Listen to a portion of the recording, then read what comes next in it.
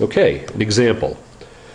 The two-port that we'd like to consider first as an example is among the simplest imaginable circuits, and that's just a series impedance Z configured as I've shown here. I call it a series impedance because it's in series across the two transmission lines. Since S11 is the reflection coefficient at the input when the source and load impedances are Z0, we quickly find that S11 is simply Z over the quantity Z plus 2 Z0. That's just a straightforward application of the definition of reflection coefficient.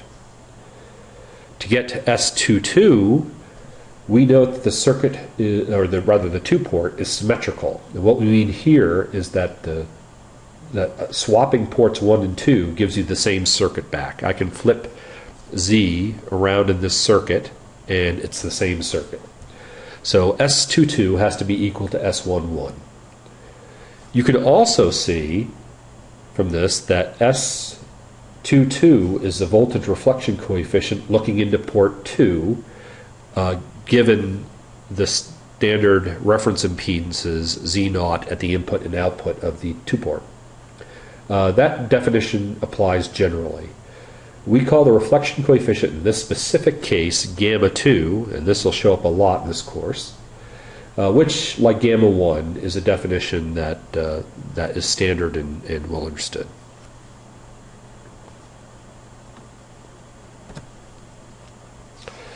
Okay, now let's find S21. I'll show you just one possible way to do this, and there are certainly others. First, we replace the voltage wave incident at port 1 with a Thevenin equivalent circuit. This equivalent circuit is a voltage source, which is 2 times V super I sub 1, in series with the impedance Z0, and that just replaces everything to the left of this line. In other words, the transmission line and the incident voltage wave. If it's not clear to you that this is the correct equivalent circuit, in particular, if you're not clear why there's a 2 here, just try the following check. Replace the two-port in the transmission line with just a load equal to the reference impedance across these terminals here, and you will find that the voltage across this load will simply be V super I sub 1. So you can do that on your own and confirm that this is the correct equivalent circuit.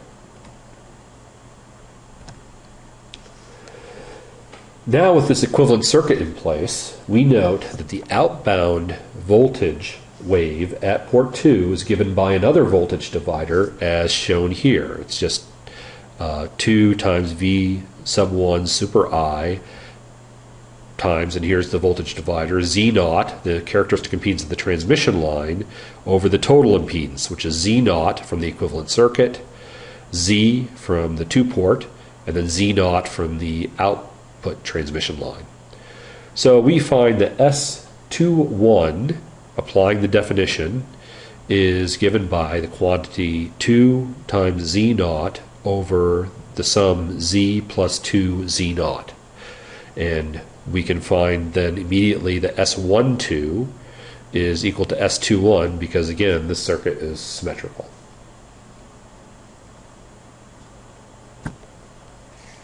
Okay, let's try this out with some numbers. For compactness, I'm going to write the S parameters in matrix form, just as I've shown here. And first I'll consider what happens when Z, this impedance here, is equal to 0. In that case, the resulting S parameters, which you can calculate for yourself, are just the reflection coefficients are 0 and 0, that's S11 and S22, and the transfer coefficients, S12 and S21, are just 1. Now this should kind of make sense to you because when I've put a short circuit here, all the two-port is a continuation of the transmission line. So the transmission line appears to be uninterrupted. And when that's the case, I don't expect any reflection, so I get 0 here and here.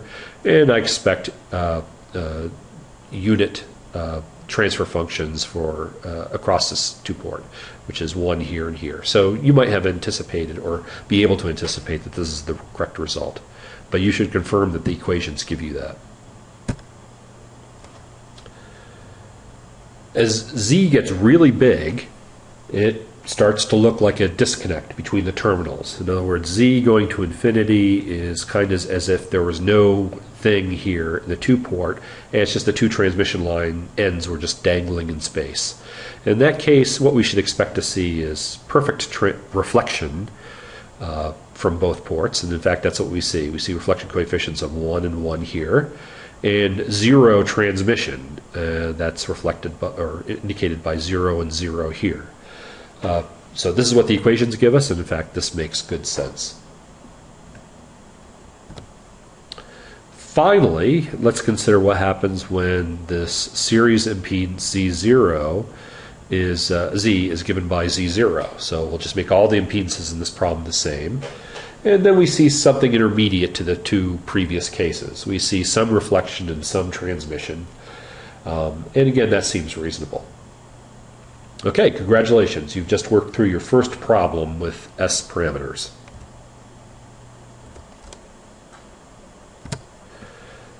Here's another two-port for which it's useful to know the S parameters. That's a parallel or shunt impedance having a value Z. This time I'm going to simply give you the expressions, and I'll trust that you will attempt to derive them.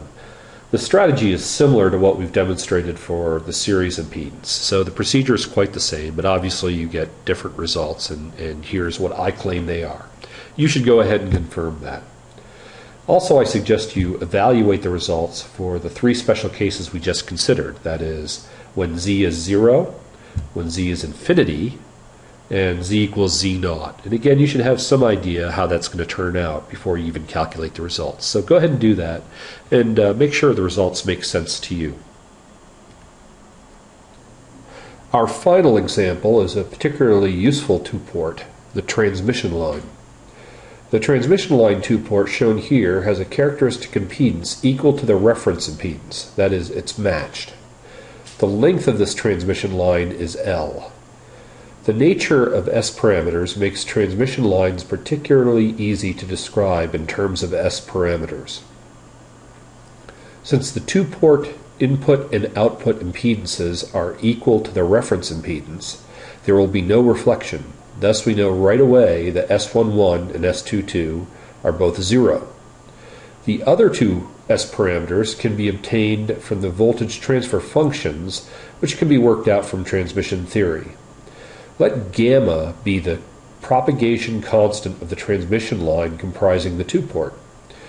The outbound voltage wave from port 2 is equal to the inbound voltage wave at port 1 times the factor e raised to the minus gamma times L. So S21 is just e raised to the exponent minus gamma times L. From symmetry, S12 is also e raised to the exponent minus gamma times L. And that's all there is to it. Finally, let's talk about some methods for obtaining S parameters. As we've just demonstrated, you can find S parameters by circuit analysis, just as we've been doing, and that's an important technique to know. Another way you can get S parameters is by measurement. You can do the measurement based on devices that you're curious about, or you could get S parameters from a data sheet for those devices. Perhaps the S parameters are already in the data sheet, or some cases the manufacturer will provide S parameters as data files. For complicated two-ports, sometimes it's necessary to do circuit simulations, and there's no dishonor in doing that. But neither should you rush into circuit simulation if you can find some simpler way to do that. Often there is a simpler way, and one that comes immediately to mind is decomposition of two ports into simpler series-connected two ports. So this is the idea that you have a two-port, but you recognize that it can be represented as a series connection of simpler two ports. And perhaps you already know what the S parameters for those simpler two ports are. So you can do cascade analysis, and that cascade analysis will be a topic of a future lecture. Then finally, one other way you can get S parameters is if you already know the two-port parameters in some other form. So if you know the Z parameters, the Y parameters, H parameters, I would add A, B, C, D parameters, you can get the S parameters. There are equations that allow you to do this.